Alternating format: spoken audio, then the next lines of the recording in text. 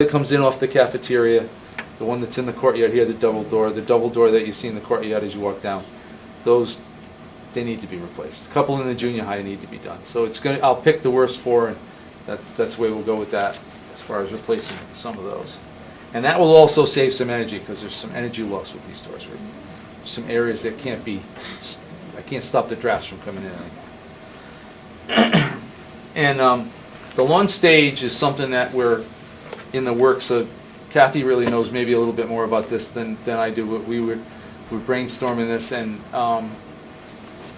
she's starting a drama club, Kath? Yeah. Is that correct? I'm running now. And we're just trying to utilize the stage. And we're going to use it more as a stage than a classroom, and so we need a curtain again. We need to, and it needs to be a fireproof curtain, and some lighting, and some permanent lighting, and an easier way to open and close that hard awning that's there. So that's what that money's been put in the capital for. That's it. This number is probably going to go up, because the 15,000, I think, was what we were estimating for the curtain, but we didn't have a price on the lights. Curtain and lighting, I think. I get lighting in that, too? I think so. For what we're going to start doing, we're not going to have elaborate lighting, I think, BJ. We were. I know, but a grand curtain's gonna cost $12,000. The curtain. The curtain, so fireproof that size on a track. It's a chunk of change.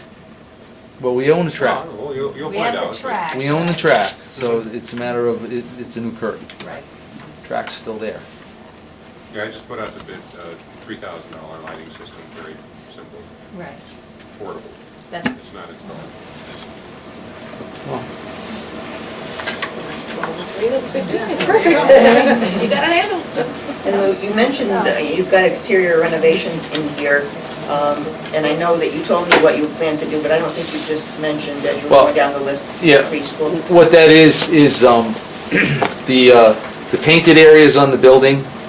I don't know if you remember way back when the building was renovated and the brick area was taken back off, that had the insulation that kept coming down, and then we put this sonobore on it. Well, it's to redo the sonobore, because it needs to be power washed, cleaned, and repainted. That's what that's for in this building.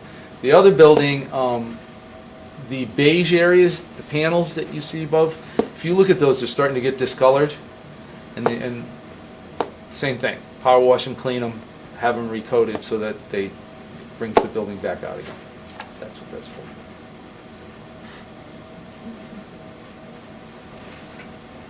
Questions? What we're including in the capital proposal? All right, if you turn to the next page, you'll remember that last year the technology committee came forward with a technology capital improvement proposal. And we had some discussions about what belonged where, but right now the things that are in a Lou's building capital are reimbursable if the money stays at the state. There is some state reimbursement for those type of projects. Some of the things that you'll see in here, and you say, well, why'd you put them here? They have to do with this project, but you know, the adjustable chairs that are going to go with the computers, we had a big debate about where we should put those, but they're not reimbursable, they're furnishings, and so they ended up. Yeah, and regardless of the fact that, I mean, any wiring is a building improvement. So that's why that you saw the wiring go in my capital, because that is a building improvement, and it is part of what I'll end up dealing with and handling and putting in.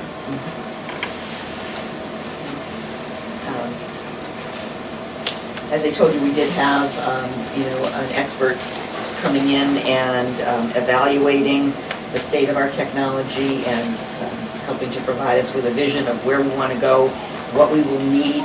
The principals and Gwen have very good and clear ideas about how they want to use technology, but what hardware do we need to support that and to support the strategic plan goals of differentiating instruction, of meeting individual kids' needs, of challenging kids, of using rigor and relevance, more widespread use of that. And so the projects that were most near and dear to the principal's hearts, we'll start with the Melrose School, and Carrie and her teachers were asking for a computer pod in each classroom. And there are 2 and sometimes 3 computers in a classroom, one of which is the one for the teacher. And enough, and they're not positioned well. We really would like to have 4 computers together, and then I think it would be one that's an additional computer, but sort of removed, so if there was an individual student that needed to work alone or was doing something other than what the 4 might be doing, and then to leave the teacher computer in the classroom as well. So we would end up with 6 computers in each classroom, but 4 configured as a pod. We don't have the wiring for that, so you heard about the wiring, and we don't have furniture. And Clint's recommendation was these built-in shelves like we have in the Melrose Library. So we've got actually the model, and I'm happy with the way it works. And a big advantage of that is when his guys go in there during the summer, they're not wheeling all of the computers out in the hallway, disconnecting them. They're there on the countertop, and they can stay there and get cleaned around. And when you don't move things around as much, they tend to last a little longer. So there would be a shelf coming out from a bookcase in each classroom. And we then would also need to have chairs for kids because they're all different sizes. So we debated what was the best thing to do, and Samara did quite a bit of research on the most sturdy, chairs with the most sturdy mechanism that could be adjusted depending on children's size. And Clint recommended that we get refurbished computers, not new ones. And that enables us to do this project pretty cost effectively. He knows of and buys them for his own district of a site that's a place that's very reliable. That these machines come with 3-year warranties. Again, it does get us to our goal pretty quickly to be able to equip this building throughout with the numbers of computers that they think is ideal. And is the school currently on Office 03 or 07? Because it's a significant difference between the two. 7. Move along. Yeah, I just got a 7 this year, and it's like having to relearn how to read. It's just totally different. So if you were in 2 different systems, that would be complicated. And we were getting emails that we couldn't open. Yeah, Right, totally. From everyone else, and Yeah.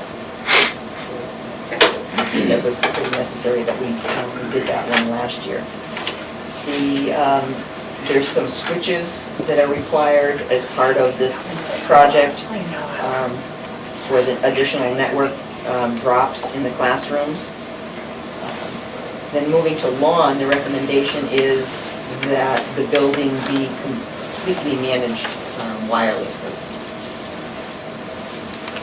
And we talked about wireless at Melrose, but for the most part, kids stay in the same classroom. And it's not as required that they would move from place to place and not lose a connection. And so the proposal is that we would complete the wireless coverage at the lawn school. And then, all of these have similar, they actually relate to similar goals in the strategic plan. As we're sort of rotating the classrooms, as part of these pods, the teachers' pods would, teachers' computers would be rotated into student use. And there's a strong recommendation that we should replace those with laptops. And here you see purchase. This is one of the things that we were considering. Is it better to lease? And we're still not sure, so we put purchase in there. Maybe we'll come back after we talk to Clint. Actually, his recommendation was lease. But what we weren't sure was you'd have a price this year, but you